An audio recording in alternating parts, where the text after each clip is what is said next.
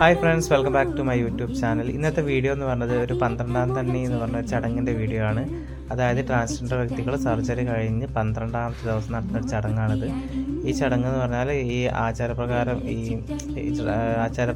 Transgender വ്യക്തികൾ surgery കഴിഞ്ഞാൽ ചെയ്യുന്നൊരു ചടങ്ങാണ്.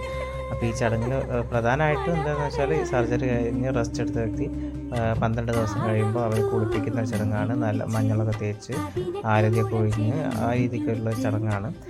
അപ്പോൾ ഈ ചടങ്ങിൽ ഈ യെല്ലോ ഡ്രസ്സ് ഇട്ടിരിക്കുന്ന ആളാണ് ചടങ്ങിൽ എന്താ പറയുക ലിയാനേൻ്റെ ചടങ്ങാണ് നടക്കുന്നത്. അപ്പോൾ ഇത് അവരുടെ ഫാമിലിയിലുള്ള ആളുകളാണ്.